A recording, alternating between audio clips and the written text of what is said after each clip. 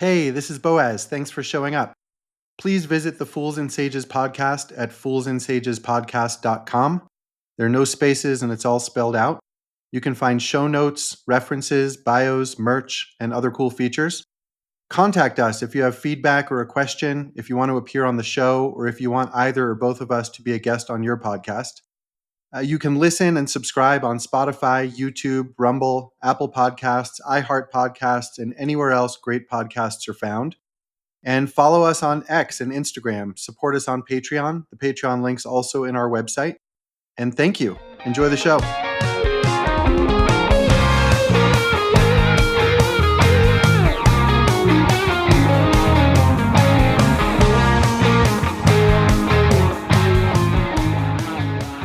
Hi, welcome to the Fools and Sages podcast, in which we fools attempt to bring ideas from philosophy and psychology to people who are interested in applying them in their own lives. I'm Boaz. I've been a founder and executive in renewable energy businesses, and now I consult on transformation with various organizations. And I'm Brian. I'm an artist, creator, therapist, watercolor painter now a little bit, and a backyard philosopher. Cool. Speaking of painting, is that a new one behind you? It looks like a seascape. That's one of Blaze's. Oh, okay. When he was in high school, he did a lot of artwork. Some that was sanctioned, and some that was not sanctioned. Let's put it, public art projects. And I think at this point he was taking things out of National Geographic, and so that's that one over my shoulder is one of his that I think was from an image like that. Can we get a closer look? Yeah.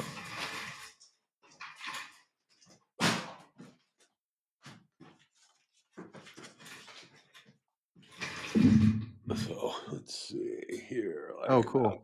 Oh, and yeah, I think this is just on a piece of plywood.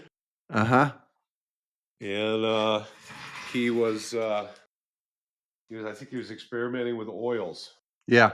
And this has been around for quite a while. As you can see, it's got a layer of dust, but I pulled it out of somewhere. And I think I have another one of his. Yeah, this is an interesting one that also I think he didn't finish, which is a tendency he may have inherited from me also. And I don't remember the story behind this, Oh, cool. but is somebody looking at a picture, and again, it probably came out of a photo from a National Geographic, if I had to guess. Uh-huh. And but you can see he definitely was working on his rendering, and there is a kind of a rough curriculum to graphic arts, where first you're working with line, and then you go into shading and shape, and then you go into color and all that. And I've been familiar with that because I did have basic artistic training, but it's only been in these past years that I've gone into color. And whereas Blaze went right into it. And now he hasn't been doing so much in the color. He's actually doing stuff more sculptural. And he's got a little fabrication welding business, and he's been doing gates, and and I think Isaac has been helping him. Yeah, yeah. Yeah, Yeah, he's been learning a lot. yeah. Cool.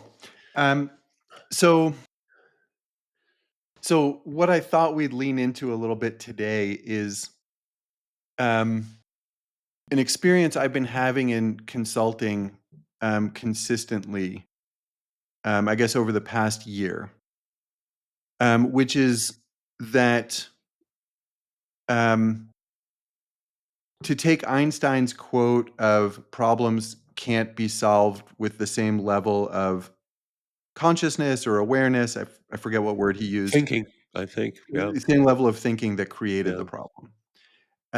And often what happens in dialogue, which is the medium I've been using for consulting, is paradoxes surface, and integrating those paradoxes illuminates a path forward. And a lot of the conversations we've had provide frameworks for contextualizing paradox, I think. I think yin and yang, and there being a point of yin in yang and a point of yang in yin, and um, any movement having both a yin and yang component. Um, and I use the word movement universally. I don't just mean physical movement, but Of course. Yeah. evolution or Yep. And we were just talking before we hit the record button about Tiger and Dragon, which I'm a little bit familiar with from feng shui and from the little bit of kung fu that I practiced with you. Um, I'm thinking especially of Shingy Dragon um, being so vertically oriented, Right. and Tiger being so horizontally oriented, Yep. that Yep. gives a different framework than yin and yang for um, wrapping around what seems like paradox and providing new context for it. Um, so I was curious, what frameworks, what concepts show up for you around um, how we contextualize paradox and find ways forward. Right. Right. Well, using our previous conversations somewhat as a foundation, we understand this idea that the semantic world, what I've referred to as the semantic world, we construct out of language uh, as a model of what our experience is, to give us predictive powers, to give us some control over the unpredictability of our relationship with nature. Um, we can build a lot of different models out of language. And what we find is that some models have virtues in some applications, but the ways that those models have flattened out topography maybe makes them not powerful in other applications. So a set of models is more powerful than any one model. And that, this I've referred to as a multi-model approach, right? And the trick then, like a golf bag, is to know which club to pick out, because these don't always jump out of the bag. You have a lot to select, and some of these models are paradoxical when considered with others of these models.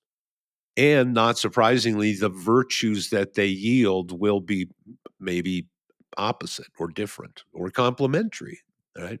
So so that's part of this idea of having models, in that they each have strengths and weaknesses, and they maybe have paradoxical implications. And we've also talked about apparent paradoxes being solved by stepping up a dimension. I think that was one of our previous conversations. But uh, so when we get this idea, I mean, yin and yang, what a fabulous philosophical machine. I mean, ancient, antique, it's so beautiful. It's traveled the world, right? With an intuitiveness, because it puts its finger right on the major principle. That's why it's referred to as Tai Chi. Uh, Tai Chi, just briefly to digress down there, is this idea of the ultimate limit, or the big limit. So, and that is that as we're swimming through all the multifarious influences and aspects of creation, we can swim up to this basic dichotomy of yin and yang, and we can go no further, because that's the wall of duality. And we talk about unity. We talk about this transcendent point beyond duality, but the human mind can't function there, because it needs to separate this from that. And there's this idea that this thing is actually defined, literally defined by everything else in the universe that it is not, right? So so so this beautiful yin yang model manifests through all of these different things. That's why it's so powerful. But because it's powerful, it's also kind of generic. I mean, so the idea is that yin and yang manifest through things that become, you could think of them as further philosophical machines that plug into your yin yang unit. So so for example, 5 elements runs off of yin and yang, and the way those, they're literally 5 phases of the alteration between yin and yang. Maybe let's describe yin and yang in case any of our listeners aren't as familiar with the concept. Okay, yeah. Yin and yang is originally comes from the idea of a hillside, and you have the side of the hill that's in the sunlight, and you have the side of the hill that's in the shade. The side where the snow melts fast and the side where the snow doesn't melt hardly till the spring. And so as a result, it comes to mean the things that are obvious that we can see and the things that aren't obvious that are hidden.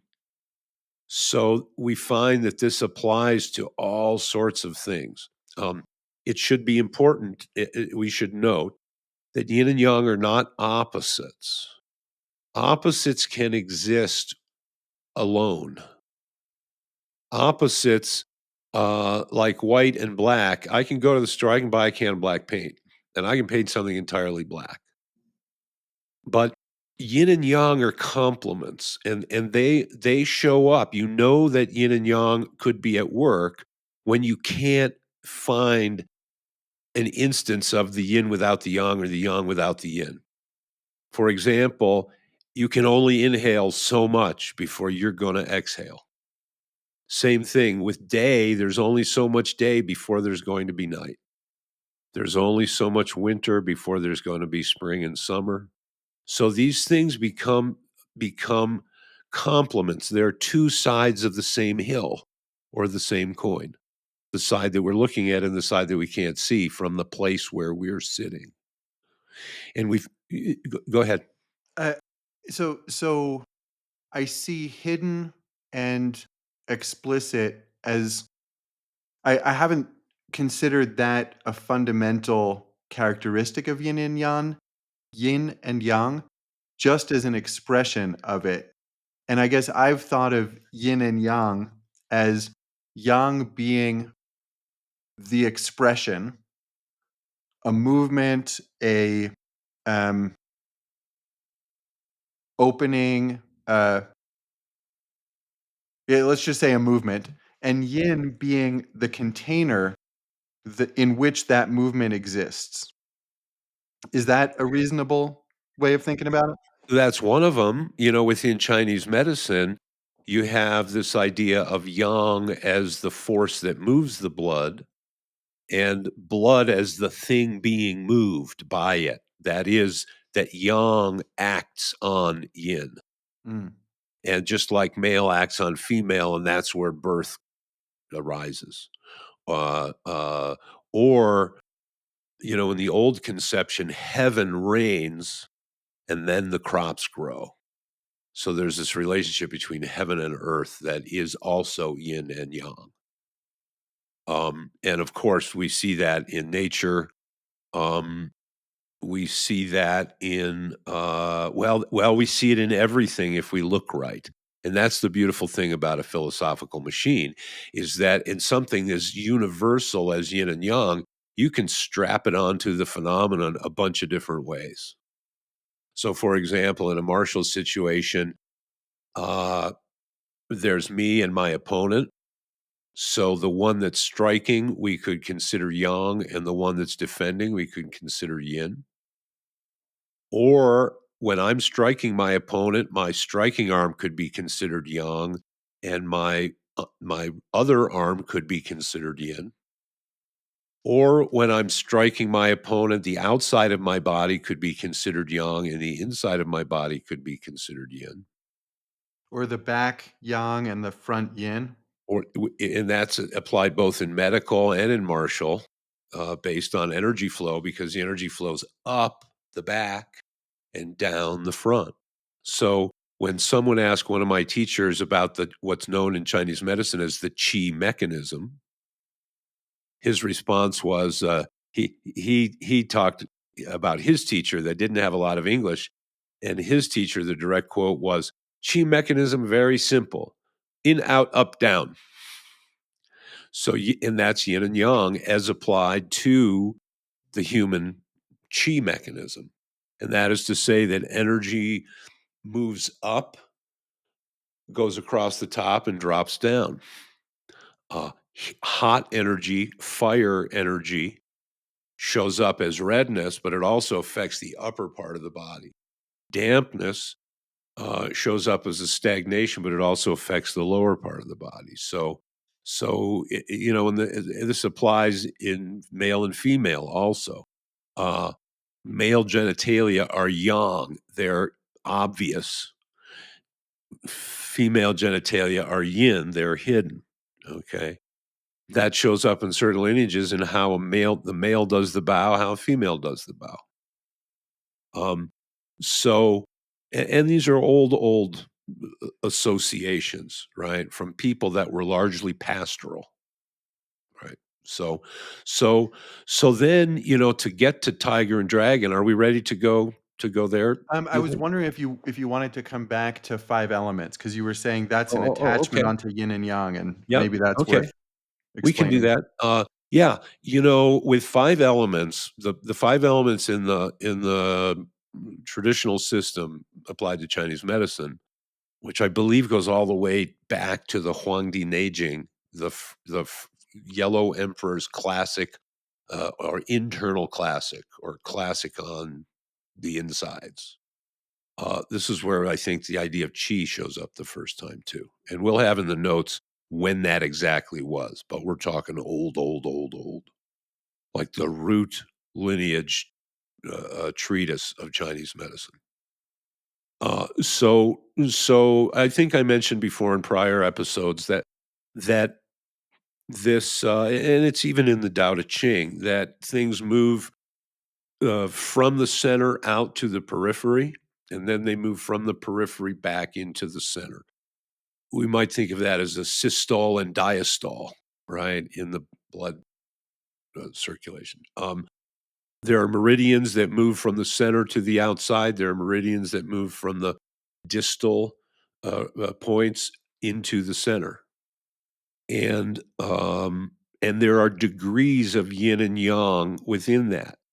Okay, so the basic idea of yin and yang then shows up, as we mentioned, in the seasons as contraction, everything moving to the center, which is generating a dense situation, right? Everything sucks into the middle. So, what's an example of that dense situation is a seed. This idea that the entire oak tree is inside of this seed, that's pretty dense, right? I started a mulberry from a seed, mulberry tree, and it's like one of those seeds on the side of a strawberry. It's like the size of a head of a pin, and it's not a great oak, but it's a lot bigger than that was. But this idea that everything's sucked down into the center, and then the opposite is everything moves out. That's when the tree flowers, right? When it's at its maximum efflorescence. It's putting as much out as possible. So within the elements, that densest point is is assigned to water, as that, and it has that yin movement. It moves down, it seeks the lowly places, as uh, Lao Tzu reminds us.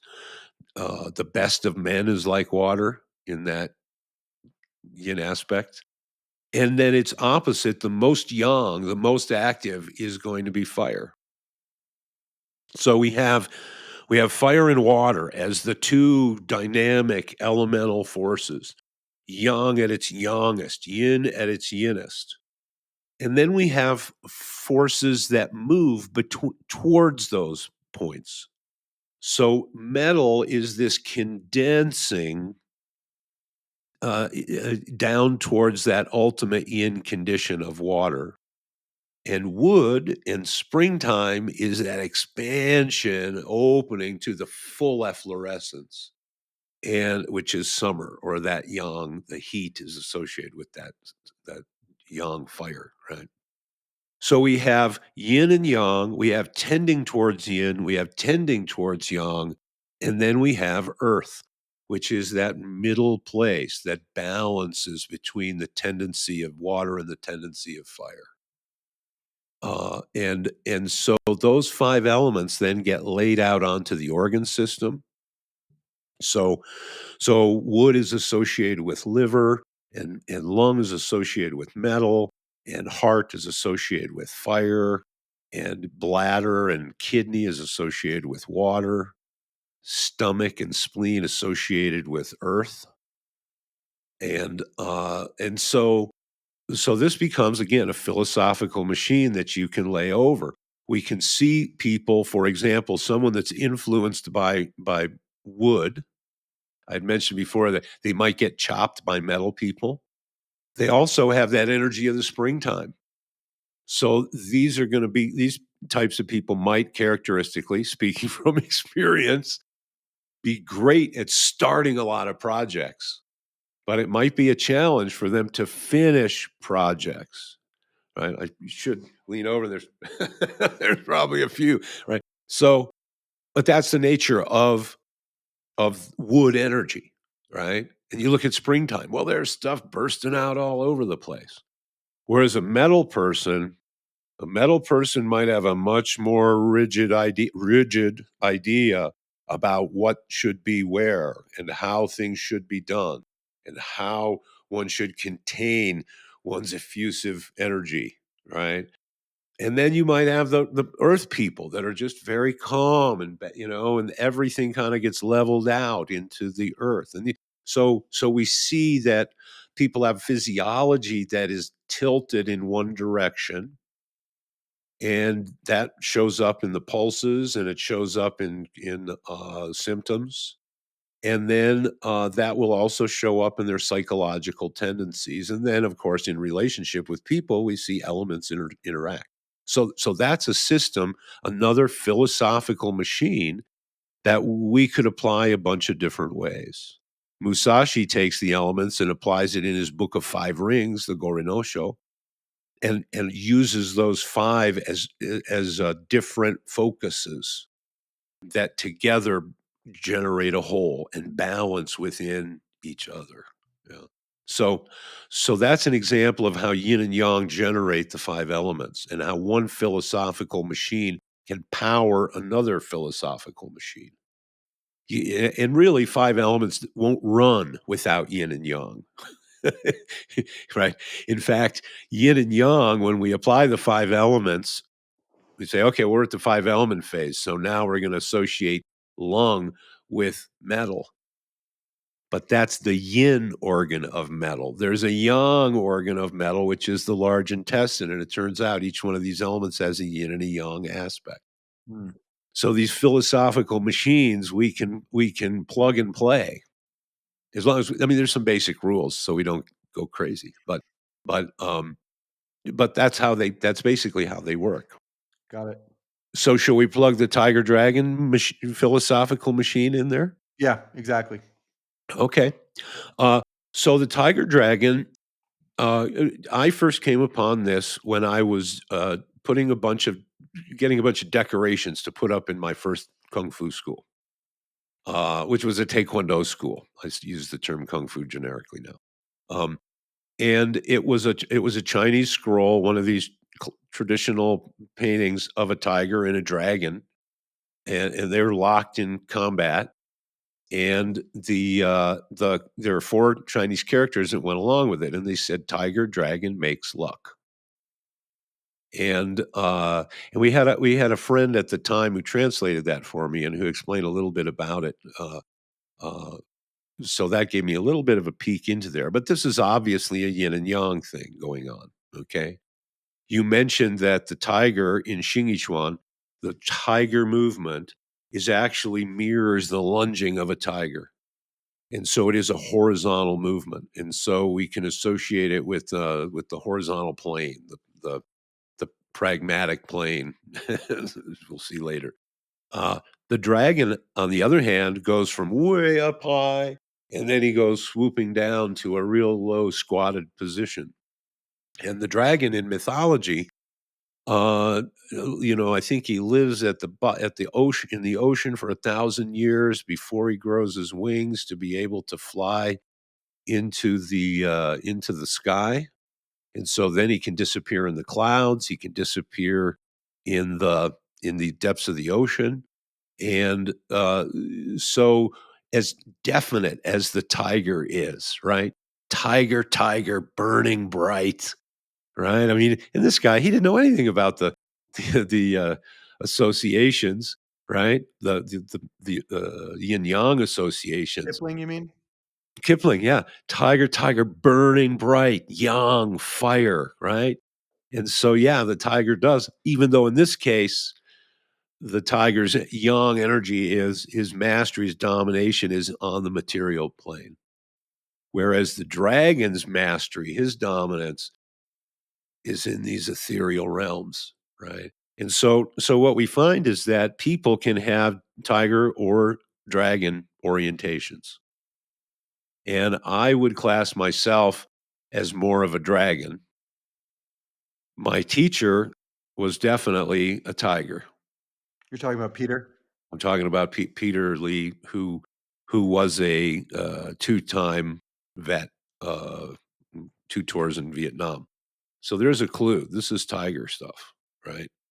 Claws in the here and now in the tiger. I think I mentioned to Peter before that when he showed me a book that he had, the book was, and I was surprised, but the book was just a pictures, an almanac or an atlas rather of all the places he could sail.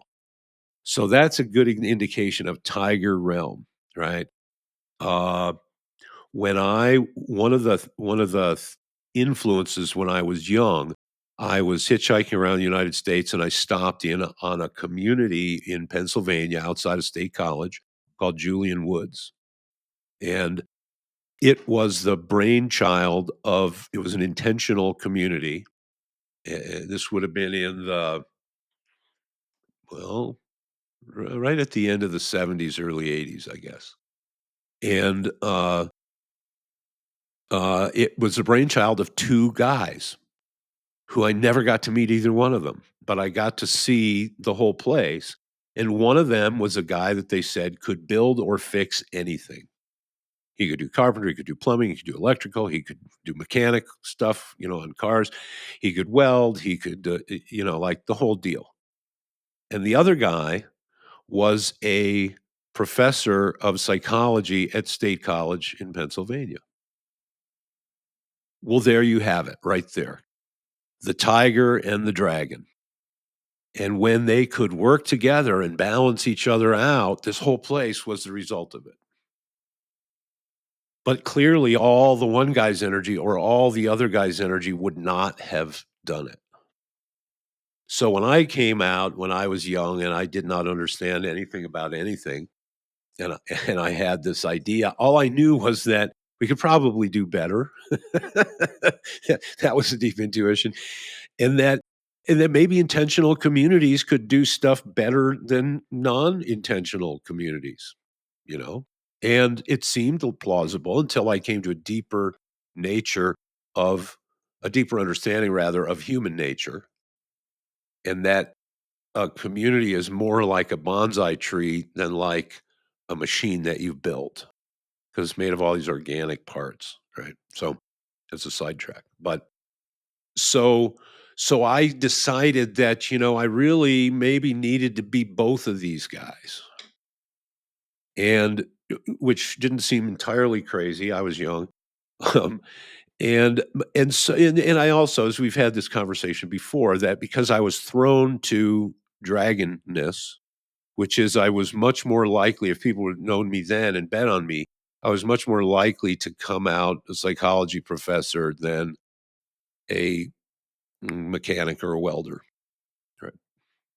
And so it did have this balancing, grounding out somebody who wanted to be off floating into the clouds. And so for Peter, his impact on me, the impact of of a tiger on a dragon is like, whoa. And I remember telling myself, boy, if I can do this, I can do anything. This being kung fu. Just being practiced with Peter. Yeah. Mhm. And it was, over a long time for a teenage kid, it was like going and getting beat up by men that were 5 to 8 years older than you, like over and over. Not hospitalized, but beaten about the head and shoulders. I mean, I was there's still it's still not an easy thing. But I did think, and it to some degree it was actually true. If I can go through this, then I could go through anything because it was so different to my nature. But it did have that tiger dragon makes luck impact because I have met versions of me that never got balanced out by the tiger. That sort of it went totally into the dragon realms. One thing, they often end up very unhealthy, Physically. physically unhealthy, right? You can't live in your head. You're not like on Futurama, the head under a jar. In fact, for your head to function right, your body needs to be supporting it correctly. And there's a whole 5-element argument just coming straight out of what we just talked about and the balance of the organs and your consciousness resting on the balance of those 5 energies in those organs. So this idea, which was, when I was a kid, I had glasses, I did good at school. So the natural assumption was you're an intellectual kid, you're not going to be physical.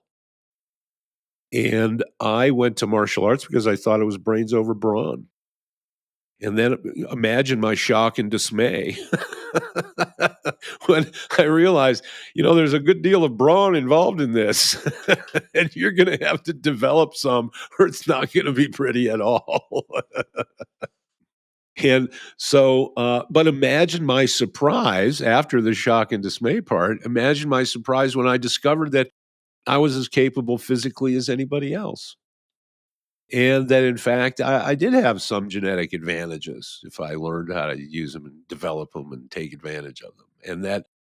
And I even remember seeing a scientific report where they were trying to claim this was so ingrained into American education. They're trying to base it on eye color. They were saying that you're going to be more intellectual and do better in academics if you had one eye color, and you were going to do better in physical things if I mean, are you kidding me? I mean, that's a misappropriation of yin and yang, right? Light color, dark color. No, no, no, no. You've broken the philosophical machine if that's what you're trying to get out of it, right? So Yeah. yeah, bad model. So anyway, I found out that I was able to. I didn't actually get on the AAU national team, but I fought in the competitions up to it. What's the AAU? That was AAU was before American Athletics Union was the before it was officially accepted as an Olympic sport, and that was for the Taekwondo competition. But I was not naturally aggressive, and that's why it was such a stretch for me. That's why it was so empowering for me. Was because it was so difficult. Because I was fundamentally a kid that was poorly socialized who wanted to read books, who now had to deal with, some people trying to mess with them physically. That was just on the way on the other side of the universe for me. And but it was so cool. I mean, the stuff that goes on in martial arts, I just found so compelling and so intriguing. And when we did have back in the 70s, we did have the Kung Fu television series and the Carradine dancing around. I mean, you watch him fight now, you just cringe. But the idea that some wisdom or some internal development could go along with that physical development, that was not an obvious idea in the Mhm. West. We had this idea of jocks. So, well, if you can have physical mastery of some kind, it means that you're suffering mentally somehow, and vice versa. You know, so that's just nonsense. And my kids learned that was nonsense, and they're physically adept, and they're mentally adept, and it's like you have. It's just not. It shouldn't even be a question, right? So, but anyway, so you have these two thronenesses, as Werner might call them. A propensity to want to solve things or see things like a dragon, or approach things like a tiger. And it turns out that there are patterns that belong to both of those. And by patterns, I mean this very much in like a neuro-linguistic programming sense. There were some situations that when I had to deal with them later, I would run a tape in my head of Peter Lee, and what he would do and how he would deal with that situation. Okay. If when I was bouncing when I was young, you were a lot more likely to actually get bounced by Peter Lee than by me, it- wearing his programs in a neuro-linguistic sense. How to confront adversity, how to school somebody and put them back in line appropriately, without like somebody that had a lot of military training, right? And knew how to deal with serious things in that respect, and how to put people in line, and there's a feeling that goes along with that, and people want to know, what are the secrets of martial arts? Say, well, the secret of martial arts is an energetic transmission. And the energetic transmission happens from your teacher's body to your body. And yes, there are mental components, and yeah, there are some psychological components, but it's a physiological condition kind of thing. And that's why I say that these people were more likely to be bounced by him than by me, even if I was the one laying hands on them, because I was running all his software. And then over the years and the decades, I got a lot more patterns, and I worked with a bunch of different teachers. And so now I am more a unique mix of all the influences. But my foundation, my core of how to deal with difficult physical situations was a tiger download that a dragon was learning how to run. And that's why I was never, he was a champion. I mean, this is how tiger this guy was. He broke his back in the military as a paratrooper, and was on his back for a year recovering from this, and doctors thought he was not gonna walk again, and he ended up as the full contact middle heavyweight Pan American champion, and did some other championships as well, and, uh Was he a cyclist also? yeah, he was an Olympic cyclist. Yeah, Olympic Yeah, team after cyclist. breaking his back I believe, well, or before the military? I that's a good question. I believe it was before the military, because he was just like a raging athletic, Mhm, if there's a name for that. And, so, I think when he was in combat, I think it was a big physical contest. I mean, he saw it that way, that there was a physicality to it. mhm. And even though in his later years when I was with him, he still had a physicality to him that most people couldn't muster, you know. Jump on a bike, ride 125 miles, have lunch, come back or something like I'm like, you know. Mhm. And I used to try to ride with him a couple times. It's like trying to ride a bicycle with a guy on a motorcycle. It's just like it's about a 2-minute experience, and then you're alone, you know? Uh, So there's a paradox here that we can play with a little bit because on one hand, if we're more inclined to be a dragon, it clearly benefits us to pick up some tiger stuff and vice versa. Mhm. And I also imagine there's a not too much about that because the way in which we're thrown also holds some seeds of our genius or our Sure. potential. Sure. And so you get the paradox that I'm throwing out there. Like, how Yep. much do we stretch ourselves? Well, it's 2 paradoxes, isn't it? Because one's from the tiger seat and one's from the dragon seat, Go for it. and they look different. They look different because, the way that I have seen it before is that, the dragon typically knows what to do and why to do it, but sometimes doesn't have as much power in the how realm. The tiger, on the other hand, is a master of how. Like tactics are the tiger's like long suit, but the tiger doesn't always know why. Like the tiger can get lost in the materiality of the fight and lose the point of this is why in Plato's Republic the guardians had to follow the lead of the philosopher kings, right? Because they have that pragmaticness, but they don't always know why. Well, the philosopher king should know the why and the appropriateness and the you know so so they are different thronenesses, and I don't know that you can escape your throneness. Right. So I But don't know about that if too you much. if you try too hard, you could really lose something.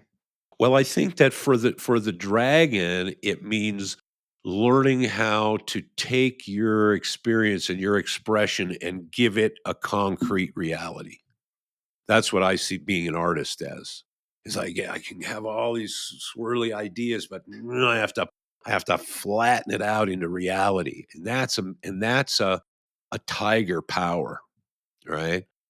And wait, now we're standing in the house, or now, I've wrought the thing out of metal, something like that. But the idea, the vision, that part is the dragon part. So my dragon gets more manifestation, more traction in the world if he can make the tiger work for him a little bit. And the tiger, on the other hand, if the tiger can develop a dragon sensibility, he can escape insignificance, right? Because the dragon is the thing that opens up the mystery. The dragon is the pathway to meaning. And so what is it to have all this power, right? And not to know what to do with it, or not to know how to not destroy yourself with it, right? So they're different journeys, but they're both balancing, but they're opposite balancings, you might say. And maybe you can over dragonize a tiger, but it's hard to imagine, or over tigerize a dragon. I think the dragons maybe are more in danger of getting swamped in the material world, because the material world maybe is more of a tiger realm. And so, when your car's stuck on the side of the road, the tiger has a definite advantage that the dragon might not have. Dragon might have to wait till a tiger person comes along and fixes it for him, right? Yeah. And so it's like that. And but at the same time, when they're standing in front of the judge, the dragon person might have a better chance of getting off than the tiger person does. You Yeah, know, it's a hard call. so my inclination is definitely more towards dragon. There are certain situations in which being stuck on the road is manageable, and there are Uh-huh. others in which I absolutely need a tiger to come by and help me out, or a dragon that's done some tiger stuff. Right, right. Um, and when I've had the thought before of it would benefit me to learn more about how to fix the car, so next time I'm on the side of the road, I can deal with more of it myself. It's a difficult thought to follow through on. There's a lot of competing competing thoughts, vying Oh, for it is. my attention, for my time. And so while I've made a little progress in that realm, I'm not a mechanic. Do you And know where this shows up also that we've made reference to is in the dialogue between the classic and the romantic in Zen and the Art of Motorcycle Maintenance. And it is in reference to being stuck on the side of the road. That's what made me think about that. But this is a dialogue that's gone on way back, way back. yeah, But keep going. Yeah. yeah, I'm wondering what framework might show up that contextualizes this paradox and helps us answer how much tiger um, do I want to add to the mix, or how might I? Maybe Uh-huh. is a more Uh-huh. tiger way of asking the question.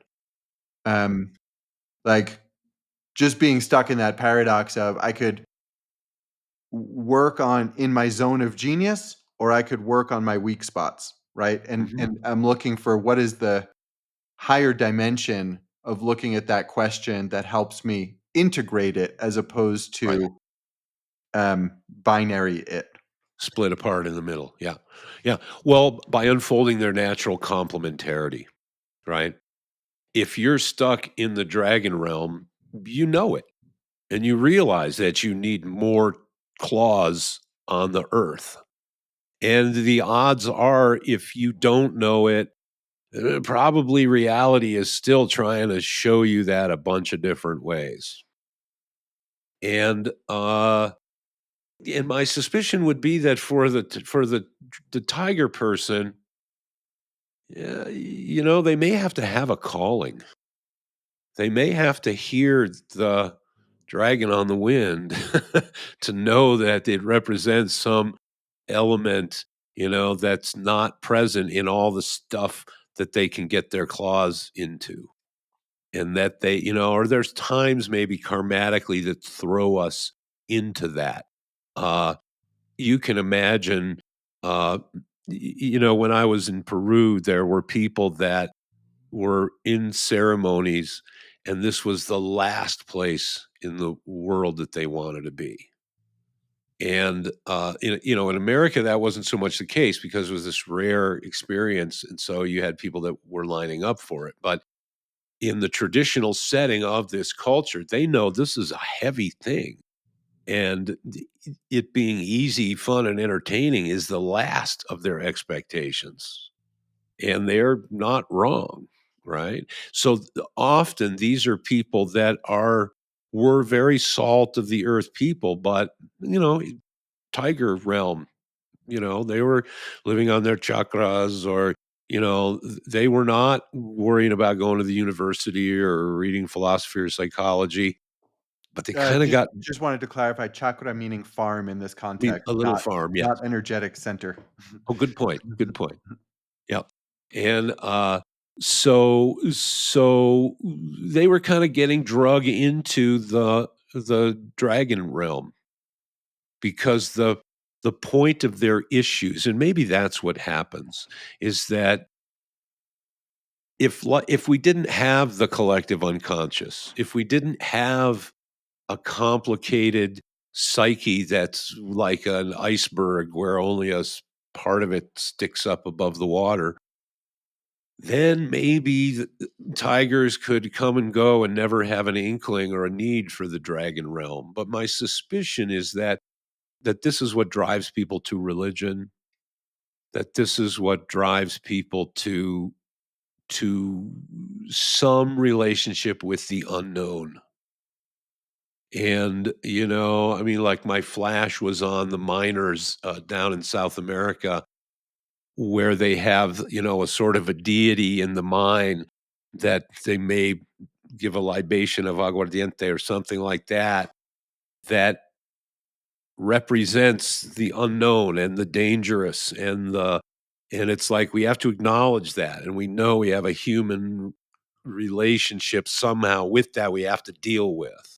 And that's like the call of that dragon realm, that and maybe we get a special dragon person to deal with that for us. like a shaman or a medicine man or a priest or a mystic if you happen on one, So, uh, but I mean, I think that dragon realm is more expansive than that, right? I mean, I would consider most college professors as kind of stuck in the dragon realm, and if they're if you see them stuck on the side of the road on the way back from class and they're waiting and they don't have the hood up with their head under, then they're probably dragging people. I, I won't say but that's the tendency, right? For when people become very intellectual, is they're really working in that semantic realm, you know. Uh, I I made reference. I don't know if I think we diverged a little bit there because intellectual might be one level of dragon tendency, but I think Yeah. spiritual could very well be also like Oh, that's what I'm saying. there. It's an expanded mental, all of that mental. Yeah. Yeah. Yeah. So professors might be thrown to that, but so is the guy in the cave that wants to spend all his time meditating. Absolutely. Yep. Yep. As opposed to I was talking I think in one of our other episodes about how I've done a lot of mechanical work, but I was trying to take a part out of a parts car and a local guy here who was a mechanic in that tiger realm born way. He could take, with hands larger than mine, he could take the same tool and go into the tight space that my hands were having trouble operating the wrench in, and zing, ting, ting, ting, boom, and it was out. And it was a body-based intelligence that only came from hours and hours and hours and hours of him up against that medium. And the two sort of like adapting, like he's developed. Like I was hearing about these divers that can hold their breath for 13 minutes. And apparently their spleens have enlarged so that they can do this, but that's a form of a body intelligence, right? Is the body is literally developed around this demand that we've made on it over generations, to where now they've got body skill, body intelligence that they can rely on to deal with the environment. I mean, amazing. And we tend to think of ourselves not as willing. Well, we're not as willing to be as marinated in the materiality of that kind of encounter. We're materialist, but we're not all uh, uh, masters of that tiger realm. And then we're more victims of it, right, or slaves to it, or Mm. I don't know. Was there more about Persig? Did you want to bring that back? Um, well, yeah, just to reprise his idea. I don't know if you remember that the basic theme, but you know, wonderful book, Zen and the Art of Motorcycle Maintenance, reprising Eugene Herrigel's Zen and the Art of Archery, written in the 40s. Um, so, so he's on a motorcycle ride, and he's with a buddy for part of it who prefers to ride BMWs because they have such at that time, I presume it's still the case, such an incredible reputation for reliability and great craftsmanship. But the reason that he got that was not exactly, as I recall, because he was a aficionado of great craftsmanship. It was in fact because he was the romantic who didn't want to have to look at all that dirty stuff. He didn't want the problems that come from that realm, you know? Makes me think of the quote, which is just a great admonition, and it might even come from John Muir and his Idiot's Guide to the Volkswagen Bus. And the quote is, "Come to terms with your ass, for it bears you."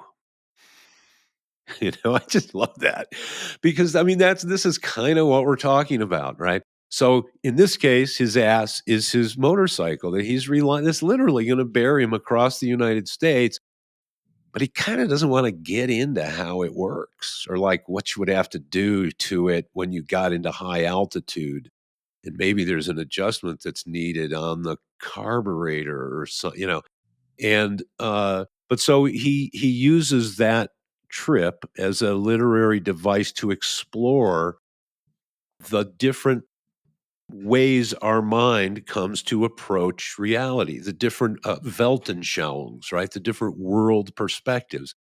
Because the one guy, Persig wants to get into the running of the motorcycle and keeping it running and kind of like revels in the genius of this, right? That's really it's amazing, And so rather than recoiling from it or seeing it as something dirty or ugly, it's something he sees as elegant.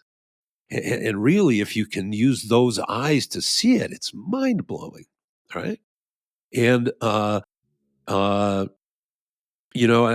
occasionally will get stuck watching videos of guys repairing watches. And it's the same thing. You see this amazing mind blowing. How do you make a screw that small? What an elegant thing, But the other, attitude is sort of like just doesn't want to be besotted by that materiality somehow, and that's the romantic viewpoint.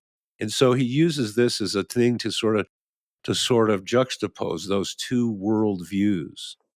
And again, this is like a tiger dragon. Uh, uh, and the idea that if we can appreciate both of those, we're better off than if we're stuck in either one.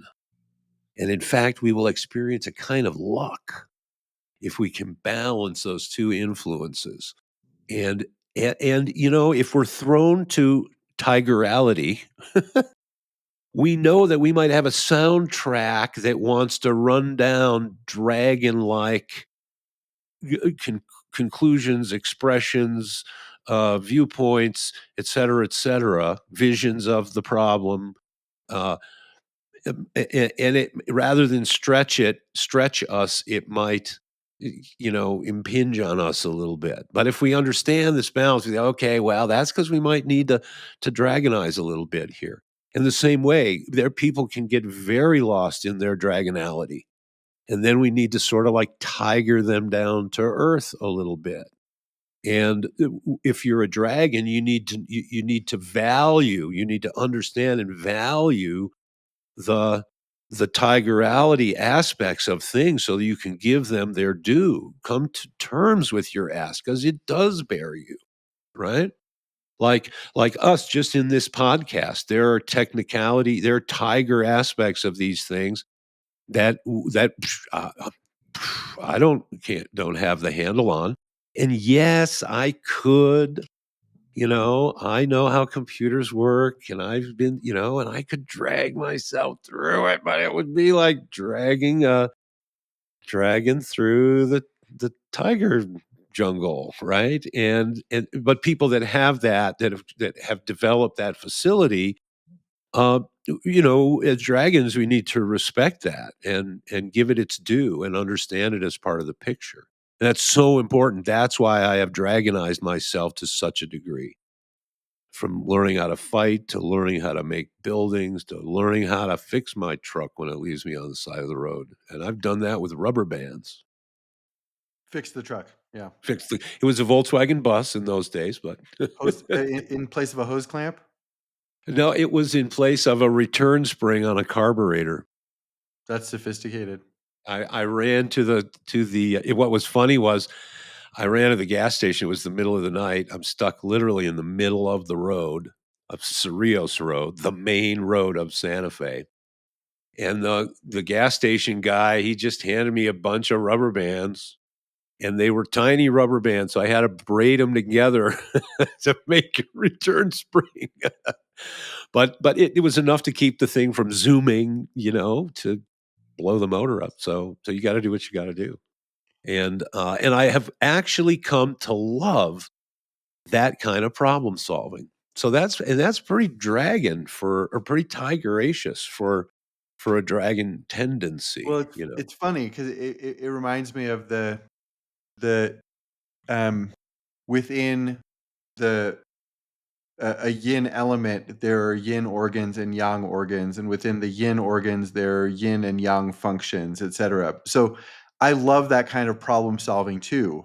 Mhm. Um, but I I haven't prioritized it nearly as much as I have other things in my life, and Sure. sometimes I do feel the lack of that. And so I'm wondering, for the dragons listening now, what advice do you have for how to um, negotiate the internal resistance that we feel to dealing with the computer or dealing with fixing the car ourselves, especially when the modern world makes it so easy for us to outsource those things? Right. Right. Well, I think that the first step Mm, is, and I will say this as a past member of the utility trade, we need to really, really value and appreciate and show our appreciation to the people that do the tiger stuff for us. That's the first step. Your toilet doesn't flush by magic, okay? And there are people that will be out there in the middle of the night to fix the systems that make that toilet flush. And we have a cultural tendency to look down on these people. Ironically, during the COVID time, we realized that a lot of them were, quote, essential, unquote. You betcha they are, right? But as soon as we got back to normal, their essentiality became less for in the forefront. And so, first of all, realizing that there's a kind of intelligence there that people in those spheres, they don't just manifest that intelligence, they manifest true grit. Like this is, from somebody who has been in the bottom of a hole in 10 inches of water in 28 degrees in the middle of the street. I'm telling you, people that do that work, they are the whole package. They're not just, they have to be smart. They have to pass tests. They go through training that's very specialized. But they also have to have this kind of true grit that gets them out there. And I've done it, and there are still guys that, boy, I take my hat off to. When I saw the electric company guys out changing a telephone pole in the middle of a storm that darn near washed away our fire prevention tank. I mean, this was a 100-year flood, and they were out there before the storm was over fixing that thing up on telephone poles. Are you kidding me? So these people need to be recognized for what they do. I mean, and that's like it takes courage, it takes guts, it takes endurance, it takes suffering pain and a lot of discomfort and mm. still getting the job done. So first off, there are tigers that we really need to appreciate that we often don't. It So it's funny, that's a great yin response. Like my question could have begged a yang answer, like you need to get out there and open the hood of your car and here, and start poking around. But instead, you went for cultivating gratitude, which is so much more of a create the container for the yang to emerge.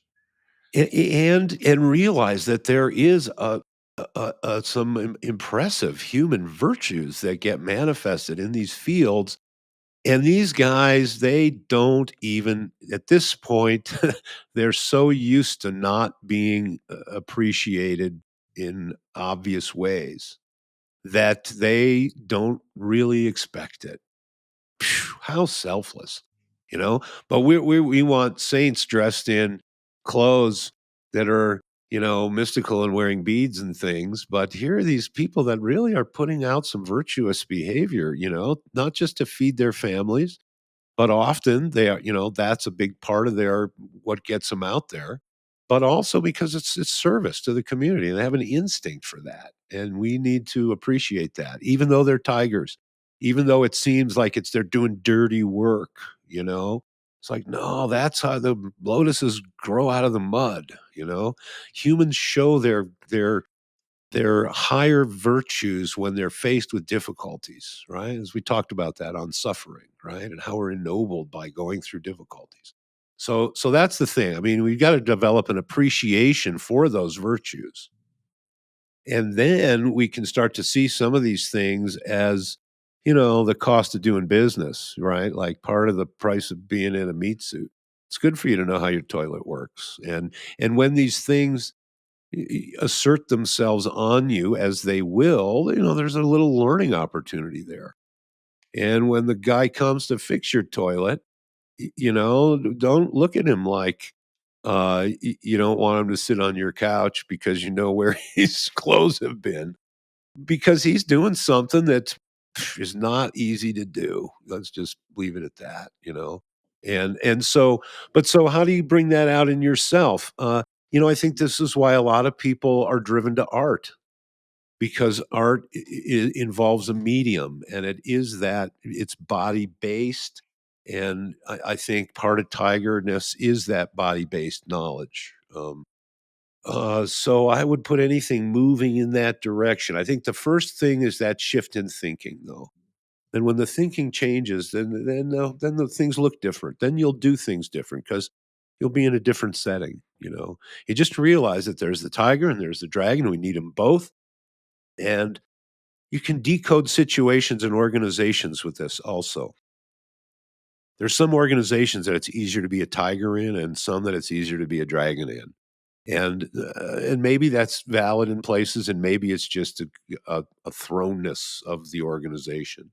But in general, I think there's probably few exceptions where having some mastery in both of those realms, and having a good dialogue between the representatives of those realms within an organization, that's a whole thing.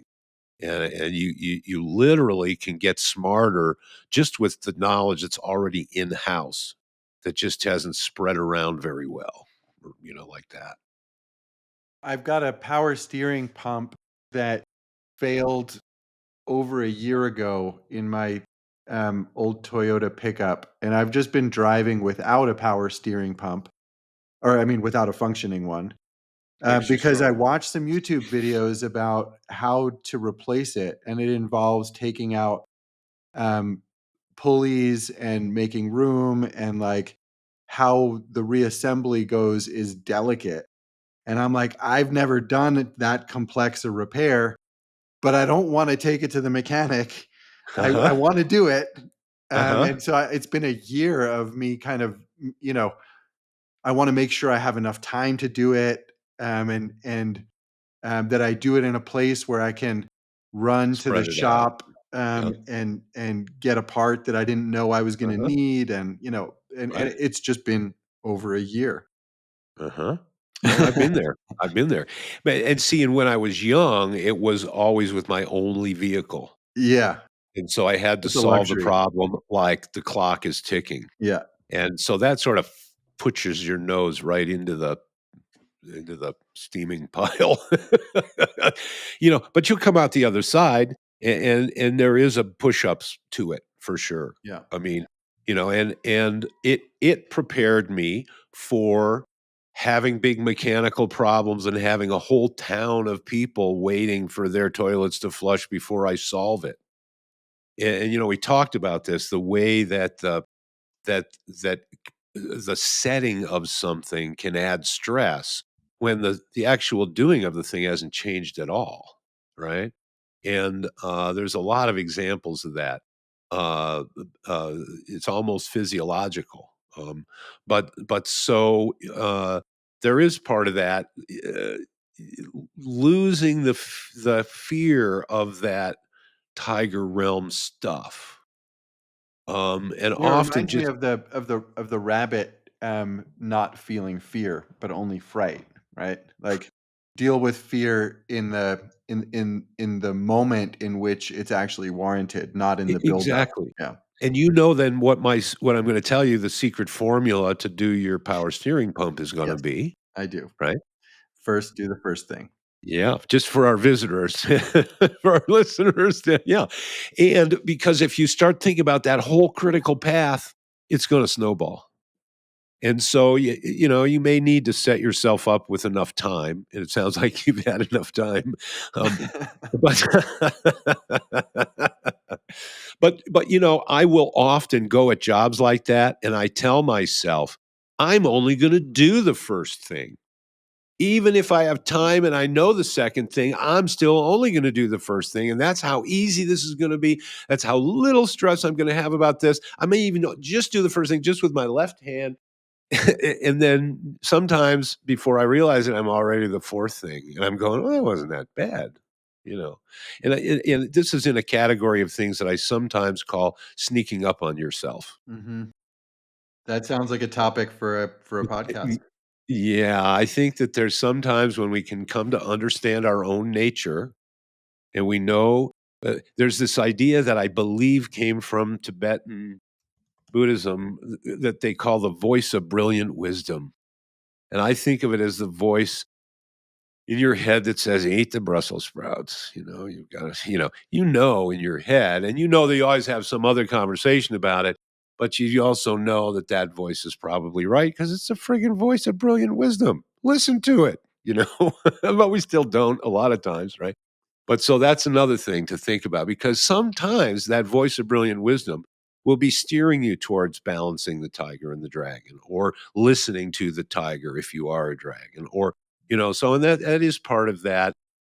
I've said before more in a context of shamanism that all the voices in your head are not your own. And in that sense I was pointing at that some of these voices might be pernicious influences that are trying to move you towards weakness or move you to make a dumb mistake. But some of those voices might be smarter than you too. And they would all fall into the category of the voices of brilliant wisdom. And they do play through your head, and you know it. And you don't always listen to them. And you know that perfectly well too. So that's one of the things that you do. You say, okay, I'm going to try to, I'm going to listen to my voice of brilliant wisdom. And I might find that makes luck. Yeah, good. So, I'm gonna get moving on the first thing on the power steering pump, and you're gonna eat some vegetables, and, Yeah. Let me check know the how it show goes. notes for comments, and, we'll see y'all next Absolutely. time. Sounds good.